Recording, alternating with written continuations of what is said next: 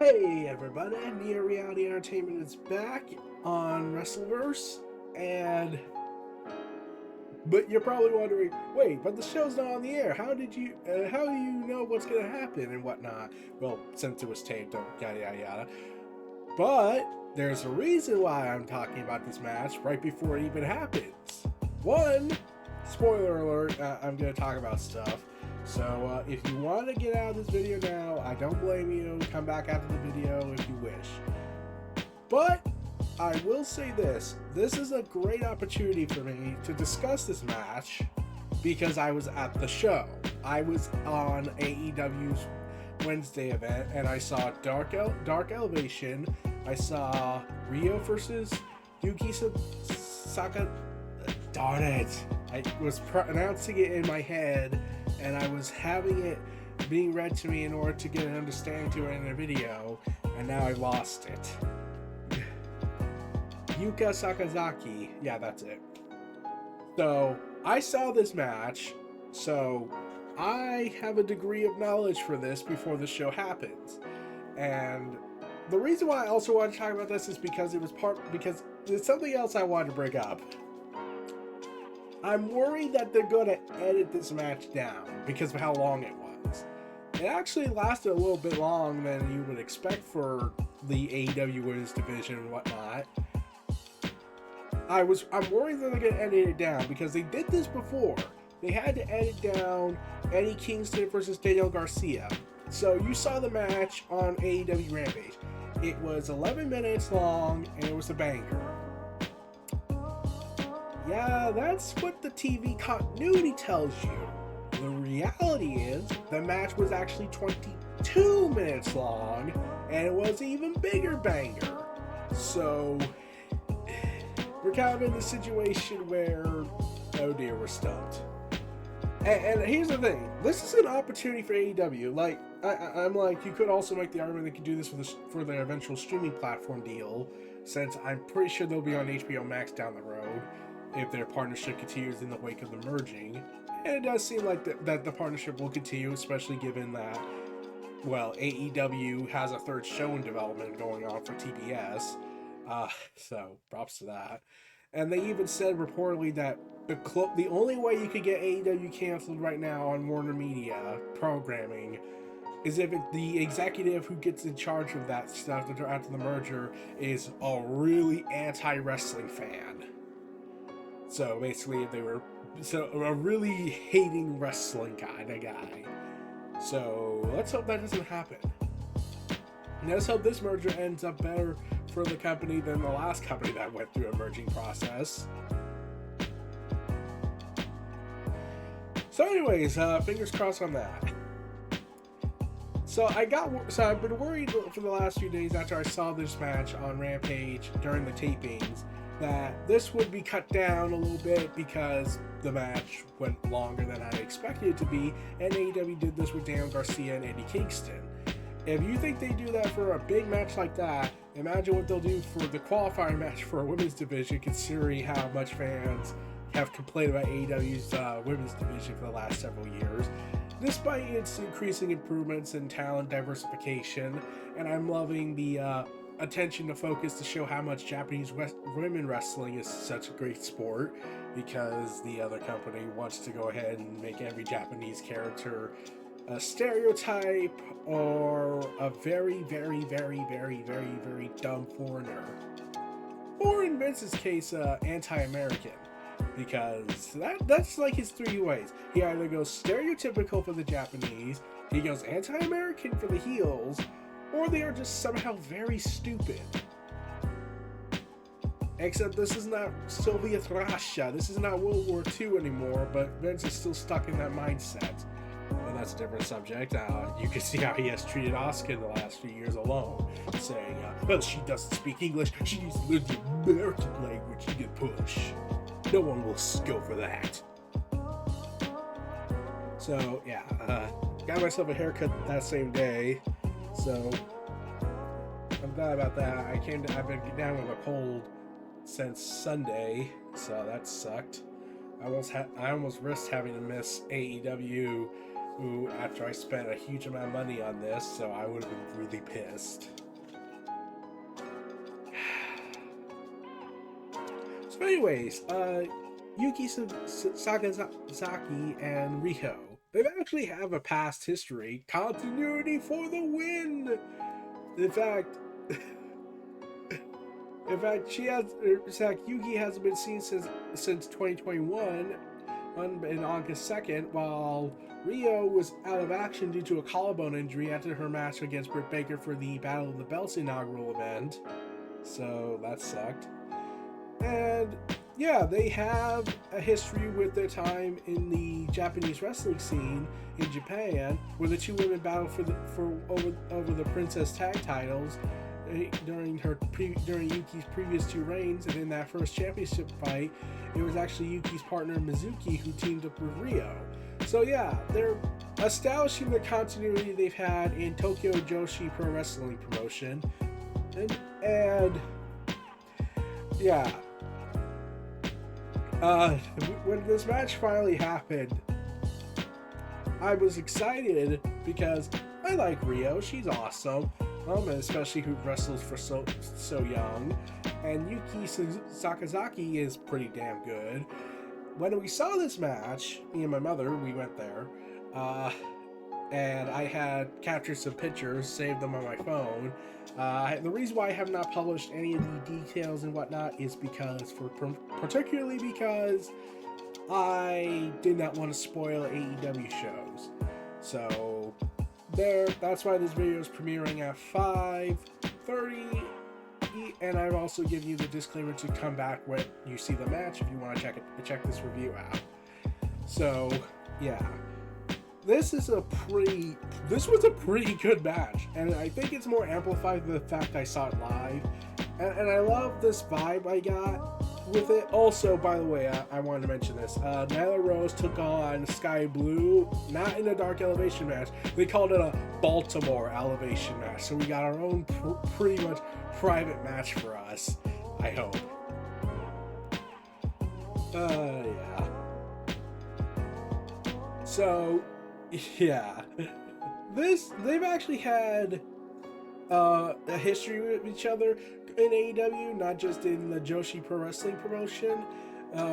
They've competed against each other in Double or Nothing 2019, Firefest 2019, have a history of continuity and fighting there. They even they actually fought together as partners in the March 3rd, 2020 edition, and then the pandemic happened and all hell broke loose after that. Depressing time. And yeah, she injured down the road and everything. Riho got injured and had to go back to Japan for a while to recover, while Yuka was only able to return for 1 month last July, where she picked up a series of victories before returning home. And currently they've been doing some insane, wild stuff, like the current 200-day Princess Tag Title reign, and Yuka, and participating in some wild matches I've heard where it was a 20-on-1 handicap match. I don't even know how one win. How can someone survive that?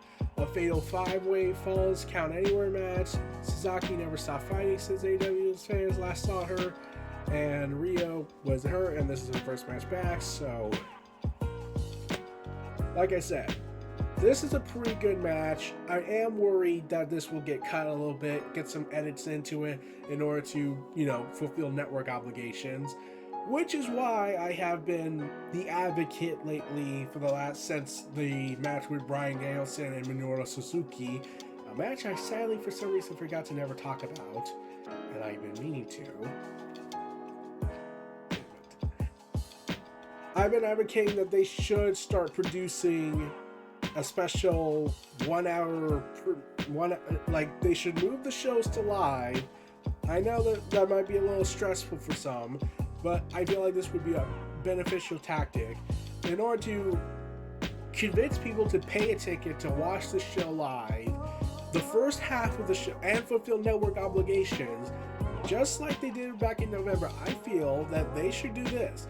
The first half of Rampage airs on YouTube for free, and you get 3 matches, and then you do the second half of the show on TNT, and if you want to transition it to have an opening seamless transition, you can just borrow what WCW did when they did the hour 1, hour 2 kind of thing, where they do the intro and the pyro opening, trying to just stay consistent with the product and openings. But yeah, I've been feeling like that should be the case. I might make a piece about that later. But yeah. So yeah, Riho in this match, like I said, there's going to be spoilers. I have to keep reminding you all this. Riho and Yuka Sakazaki had this great match. They were going at it. I was fairly convinced at times Yuka was going to win, but Riho ultimately got the victory here. So she is qualified for the women's side of the Owen Hart Foundation Owen Hart Cup qualifier match, and we're going to expect some insanity from there. Congratulations to Yuka. I saw her sad face, so that was depressing. Like, I don't know why. The Japanese women wrestlers are very expressive and very expressive in their performances. I love that. And I kind of wish I could see Asuka and Io Shirai show up in AEW one day. But especially Asuka, because she'll bring back Hana, and that's gonna be all hell breaking loose if that was the case. And like, they have some pretty damn good talent there. They have a rising star with Jade Cargill. They have some established veterans. They have a rising star with Britt Baker. They have Thunder Rosa. They have Hikaru Shida. They have Serena Deeb. But like, I feel like they have a lot of fresh talent, young blood, and they have some rising talent, but I also feel like they need some more established veterans for this. Riho coming back into the fold really helps. The partnership deals going on with other promotions, especially since it's now looking more and more like Stardom's going to team up with AEW down the road, since New Japan's been president, the company that owns Stardom, said that it's open for business to talk about that, and even Stardom's executives were like, we're interested in doing that. I feel like that's going to be a real shot in the arm for the women's division, hopefully. I'm hoping at least also that with the recent announcements coming out about certain talent from WWE who've been released, some female wrestlers, and other wrestlers that are still currently talking and discussing stuff and doing stuff outside of the AEW WWE bubble. I feel like they should need to get Athena, aka Ember Moon. They need to get Dakota Kai, and now it's been reported that Candice LeRae's been let go, and she's now a free agent. Her contract's up, so they could get her whenever she's ready to come back, along with Johnny Gargano. Like, especially, and once the video game comes out, once the development process and all that's done, they're going to have a lot, I hope, and if it sells really well, they're going to have a lot of cash infusions flowing through them, and they'll probably sign more talent to help diversify the divisions. And I seriously am hoping that they add more women veterans and other promising prospects in order to help give a boosting shot for the rising young women talent that are currently starting up in this. Really feel like the sky's the limit right here. Also, I'm hoping, and this is just hoping on this front, that if they sign these women that are currently set to come back or set to be released, that were released recently on the end of April, because we had an April on a tragedy for wrestling. Oh, and by the way, there's a moment in the show with Hook and Dan Hansen. I won't say what went down, but here's the best way to describe. I know I'm not talking about Yuka Sakazaki and Riho, but I just wanted to come this out and say it. Some WWE tribalists are probably going to get pissed if I say this, but I'm just going to say it. Every time I see Hook and Dan Hansen interact, I'm thinking, this reminds me of The Rock and Mankind.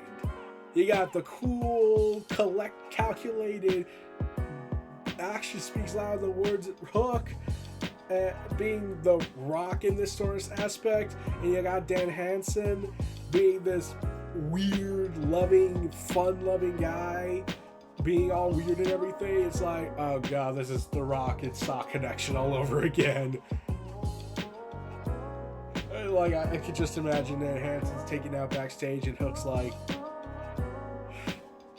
and then Hanson calls out to him, it's like, hey, Hook, win one for the Hansons. What? Idiot. Yeah, I'm just hoping for that. I'll talk about that when Rampage airs and I go on Twitter. So, all fun and no games on that front. So, congratulations, Riho. You made it to the big event. Let's hope you go far in the Owen Hart qualifier, though, if I'm correct, you have a lot going for you since, let's see, if I'm correct, you probably might have a Joker, or you might have, there's one more qualifier I heard that is open, so we'll have to see, but we'll talk about that whenever that goes down, but it's gonna be pretty awesome, I feel. So, like I said, I just wanted to talk about that. As mentioned, the edits that have been done to Rampage due to their hour commitment and their TNT deal. So, like I said, we really need to adjust the format a little bit for Rampage in order to balance everything out and justify it going live to really boost stuff up. So, pretty fun match. Look at and tune in to Rampage. If there's any edits that were made, if you feel like if you were there and felt like there were edits made to it, go ahead and tell me.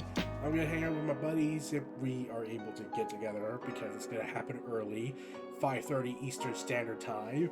Damn you, NHL! But okay. So this was the Reality Entertainment, the WrestleVerse, presenting Riho versus Yuka Sakazaki. Feel free to like, comment, subscribe, check out our content in the description below. Oh, and I also have established a new Patreon page, so be sure to check that out. I'll put a link in the description below. Stay tuned for more. I'll see y'all next time. Peace and take care. Have a good day, and peace out.